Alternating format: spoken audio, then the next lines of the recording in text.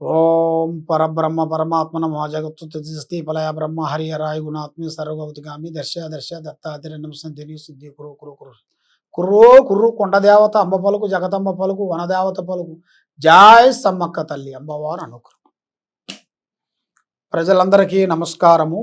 శ్రీ క్రోధినామ సంవత్సరం 2024 నవంబర్ మాసం మిథున రాశి ఫలితాలు. ఈ మిథున రాశి వాళ్ళకి ఈ నెల 1వ తారీఖు నుంచి 30వ తారీఖు వరకు ఎలా ఉన్నాయి, స్థితిగతులు ఎలా ఉన్నాయి అనేది మనం చెప్పబోతున్నాము. లాస్ట్ వరకు మీరు చూసి ఏ విషయమైనా కింద ఉండాల్సిన కామెంట్లో పెట్టండి. ఓం నమశివాయ నమః. ప్రజలందరికీ నమస్కారము. ఈ రాశి వాళ్ళకి జీవితము, స్థానము, ఆలోచన విధానము, ఆలోచన విధానము, కళ అనేది ఇలా జాతక విధానంలో చూస్తే చిన్న వయసు నుంచి ఎక్కడికి పోయినా కూడా మంచి మనసు, మంచి ఆలోచన, మంచి విధానము ఉంటుంది. కానీ విద్యాపరంగా కానీ వాళ్ళ తెలివితేటల విధానం ప్రకారంగా చూసుకుంటే చాలా వరకు పెద్ద పెద్ద విధానాలు కనబడుతున్నాయి. కానీ కొన్ని కార్యక్రమాల గురించి చాలా వరకు కష్టపడుతుంటారు. వాళ్ళు ఏ ఫీల్డ్ అయినా కూడా చాలా కష్టపడతారు. కాబట్టి ఆ కష్టపడిన దానికి వాళ్ళకి ఆ ప్రతిఫలం అనేది వాళ్ళకి దక్కట్లే. ఎందువల్ల వ్యాపారంలో కానీ, వ్యవసాయంలో కానీ, కుటుంబంలో కానీ కొన్ని కార్యక్రమాలు కొన్ని ఇబ్బందిగా అవుతుంటాయి. ముఖ్యంగా వ్యవసాయం చేయాల్సిన వాళ్ళకి చాలా వరకు వాళ్ళు ఎన్నో పంటలు వేసుకొని ఎంతో కష్టపడి దాని గురించి పోరాడుతుంటారు. కాబట్టి ఈ రాజ్యానికి ఎన్నుముక్క అనేది రైతే. ఆ రైతు గారు ఆ పని గురించి వాళ్ళు మెయిన్గా ఎంతో కష్టపడుతుంటారు. కాబట్టి దాంట్లో కొన్ని విధానాలు ఉంటాయి.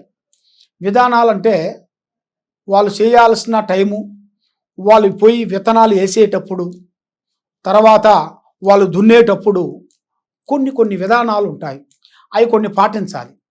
అవి పాటించుకోకుండా ఎప్పుడు పడితే ఎప్పుడు, ఏ టైం పడితే ఆ టైంలో వేసుకుంటే కొన్ని పంటలు అనేది కొన్ని కరెక్ట్గా రావు. ఎందువల్లంటే దాని మీద దిష్టి పడిపోతుంది. ఆ దిష్టి పడిపోయిన దానివల్ల మంచిగా వచ్చిన పంట కూడా ఆ దిష్టి ప్రాబ్లం వల్ల ఆ పంట వ్యర్థమైపోతుంటుంది. దానివల్ల చాలా వరకు చాలా బాధలు పడుతుంటారు. చాలామంది మాకు ఫోన్ చేస్తుంటారు, గురువుగారు మేము ఇలా పంట వేసాము, ఇట్లా వేసాము, వ్యవసాయం ఇలా వరేసాము, ఇలా మిరపేసాము, ఇలా విత్తనాలు వేసాము, ఇలా చెనక్కాయ వేసామండి, ఇలా అయిపోయింది అనేది చాలామంది చెబుతుంటారు. ఎందువల్ల అంటే వాళ్ళు చేసేటప్పుడు కొన్ని పూజా విధానాలు కొన్ని ఉంటాయి. ఆ పూజా విధానాలు వాళ్ళు చేయాలి తప్పకుండా. ఆ పూజా విధానాలు చేసి అప్పుడు వాళ్ళు ప్రారంభం చేస్తే మనం ఇల్లు కట్టుకునేటప్పుడు మనం ఎంత శాంతంగా చేసుకుంటాం. తెనుగరి మనం ఇల్లు కట్టేటప్పుడు భూమిలో ఎలాంటి దోషాలు ఉండకూడదని భూమి పూజ ఎందుకు చేసుకుంటాము? ఆ భూమిలో ఎలాంటి ఇబ్బంది ఉండకూడదు, ఎలాంటి జీవరాశులకు ఎలాంటి ప్రమాదం ఉండకూడదు, ఆ ఇంట్లో ప్రశాంతంగా ఉండాలి, ఆ ఇంట్లో ప్రశాంతంగా నివసించాలి, ఆ ఇంట్లో మంచిగా విధానంగా ఉండాలని మనం చాలా వరకు పూజలు కొన్ని చేయించుకుంటాం. అదేవిధంగా ఆ పంటలు వేసేటప్పుడు కూడా మనం కూడా కొన్ని జాగ్రత్తలు కొన్ని తీసుకునేట్టుగైతే మంచిగా అభివృద్ధి అనేది వస్తుంది. ఆ పంటల రూపంలో కానీ, చేసే పని రూపంలో కానీ, చేయాల్సిన కార్యక్రమ రూపంలో కానీ మనకి మంచి అభివృద్ధి అనేది మనకి ఎదురయ్యే మార్గాలు కొన్ని కనబడుతున్నాయి. కాబట్టి ఈ రాశి వాళ్ళకి మెయిన్గా ఆరోగ్యపరంగా కొంత నష్ట ప్రభావం అనేది కొంచెం కనబడుతుంది. ఆ నష్ట ప్రభావం అనేది అనుకోకుండా కొన్ని ఎదురయ్యే మార్గాలు ఉన్నాయి. కాబట్టి వీళ్ళకి కొన్ని గురు దశలో నుంచి కేతువు దశకు వచ్చేసారు. ఆ కేతువు దశకు వచ్చినప్పుడు వీళ్ళు ఎదుగుదల అనేది బ్రేక్ అయిపోతుంటుంది. ఏది బిజినెస్లో కానీ, వ్యాపారంలో కానీ, ఉద్యోగంలో కానీ, వ్యవసాయంలో కానీ, రియల్ ఎస్టేట్లో కానీ, ఏ డిపార్ట్మెంట్లో కానీ వాళ్ళు చేసే దాంట్లో కానీ వాళ్ళకి వాళ్ళు చేసే ఒక డిపార్ట్మెంట్లో వాళ్ళకి సంబంధించిన వాళ్ళని వాళ్ళు ఇబ్బంది పెడుతుంటారు, వాళ్ళని ఎగతాళి చేస్తుంటారు.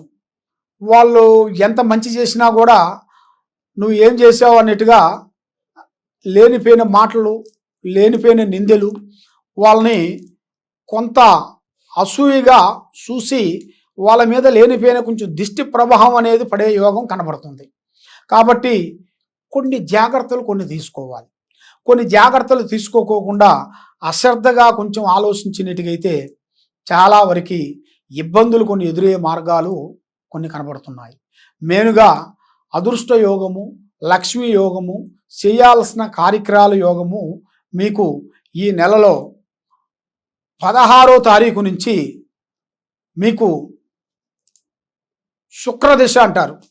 ఆ శుక్రదశ అనేది మీకు స్టార్ట్ అవుతుంది.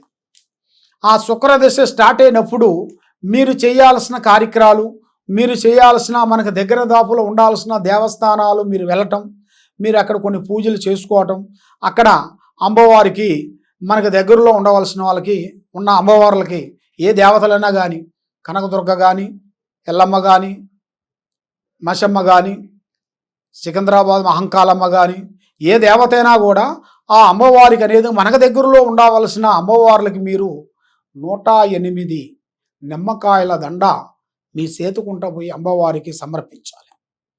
అది మీరు సమర్పించినట్టుగైతే మీకు ఆ అమ్మవారు అనుగ్రహం అనేది మీకు తప్పకుండా కలుగుతుంది. మనశ్శాంతి కలుగుతుంది. చేసే కార్యక్రమాలు అభివృద్ధి అవుతాయి. మీరు ఏ కార్యక్రమాన్ని మీరు అనుకుంటున్నారో ఆ కార్యక్రమాన్ని మీరు తప్పకుండా అభివృద్ధిలోకి వస్తారు, ముందు అడుగు వేయగలుగుతారు. కొన్ని కార్యక్రమాలు మీకు తప్పకుండా అభివృద్ధి ఇచ్చే మార్గాలు కూడా అతి దగ్గరలోనే మీకు కొన్ని కనబడుతున్నాయి. కాబట్టి మీరు ఏ కార్యక్రమం చేయాలనుకున్నా కూడా, ఏ పని చేయాలనుకున్నా మీ మీద ఉండాల్సిన ఈ ప్రజా దిష్టి, ఈ నరదిష్టి, నరకన్ను, తర్వాత కొంత ఏ కార్యక్రమం చేసినా కూడా డెవలప్మెంట్ కాకోకుండా ఏదో ఒక డిస్టర్బెంట్ అయిపోయి ఇక మనకి ప్రమోషన్ మార్పు లేదు, ఇక మనం ఇంత కష్టపడ్డా కూడా ముందుకు రాలేకపోతున్నాం అనేది చాలామంది సతమతం అయిపోతుంటారు. కాబట్టి మీరు సతమతం కావాల్సిన పనేం లేదు. మీకంటూ ఒక టైం వచ్చేసింది. ఆ టైంలో మీకు శుక్రదశ ఎదురైందని చెప్పాను కదా. ఆ శుక్రదశలోని మీరు కొన్ని జాగ్రత్తలు తీసుకొని మీకు ఉన్న పెద్దవాళ్ళు అంటే అమ్మా నాన్న, మీ గురువులు, మీరు చేసే ఆఫీసులో మీ హెడ్డు, మీ చైర్మన్లు, మీ ఎండీలు వాళ్ళ డైరెక్షన్ కొంచెం తీసుకోవాలి. మనకు తెలుసు అని కొంచెం మూర్ఖత్వంగా మన తెలివిని ఉపయోగించామనుకోండి, అధోగతి ఫలాలు కనబడుతున్నాయి. మనకి ఎంత తెలిసినా ఒక ఆఫీసులో మనం ఏ పని చేసినా ఎండీతోనే కదా మనం సంప్రదించేది. ఆ ఎండీతో మనం ఎలా సంప్రదిస్తున్నామో ఇంట్లో కూడా ఒక పెద్దవాళ్ళు అనేది ఉంటారు. ఆ పెద్దవాళ్ళు డైరెక్షన్ తీసుకోకుండా మన సొంత నిర్ణయానికి పోయామనుకోండి, దానివల్ల చాలా ప్రమాదాలు ఎదురయ్యే మార్గాలు ఉంటాయి. కాబట్టి కొంత జాగ్రత్తలు కొన్ని తీసుకోవాలి. కొన్ని మీరు చేసే పనులు కానీ, చేయాల్సిన పనులు కానీ మీరు తప్పకుండా తీసుకునేటికైతే మీకు విజయవంతం అనేది అవుతుంది. కాబట్టి మీరు పూజించాల్సింది లక్ష్మీ నరసింహస్వామిని పూజించాలి. ఆ లక్ష్మీ నరసింహస్వామిని మీరు పూజ చేసి అక్కడ మీకు తెలిసిన మనకు దగ్గరలో ఉండవలసిన దేవస్థానాలు కానీ మీరు కానీ వెళ్ళి 11 మందికి మీ చేతుకుంటా ఒక స్వీట్ పంచాలి.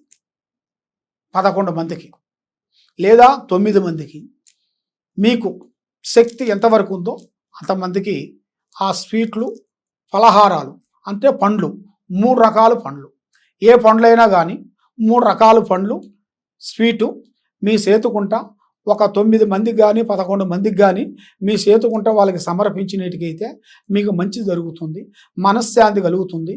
మీకు ఎలాంటి దోషాలు కానీ, ఎలాంటి ప్రాబ్లమ్స్ కానీ, ఎలాంటి అష్టదిబ్బంధన గ్రహ దోష నివారణ కానీ ఉన్నా కూడా తప్పకుండా ఈ కింద ఉండాల్సిన నెంబర్కి సంప్రదించినట్టుకైతే మీకు ఏ డౌట్ ఉన్నా, ఎలాంటివి ఉన్నా కూడా మేము చూసి చెప్పగలుగుతాము. మీ పేరు, వయసు, గోత్రనామాలు మాకు పంపించినట్టుకైతే మీ పేరు బలాన్ని బట్టి జాతక చక్రం వేసి మేము చూసి అన్ని విషయాలు మీకు వివరంగా చెప్పగలుగుతాము. గురువుగారు మేము పుట్టిన టైం మాకు తెలవదు అని చాలామంది చాలా వరకు మాకు ఫోన్ చేస్తుంటారు. మీకు పుట్టిన టైం లేకపోయినా కూడా మీ పేరు, మీ ఫోటో ఈ 2 చాలు మనకి. ఈ రెండింటిని బట్టి మీ గోత్రం ఈ 3 మనకు పంపిస్తే మీకు ఎలాంటి ప్రాబ్లమ్స్ ఉన్నా కూడా మేము చూసి చెప్పగలుగుతాం. సర్వో జనా సుఖినో భవంతు. ఓం నమః శివాయ నమః.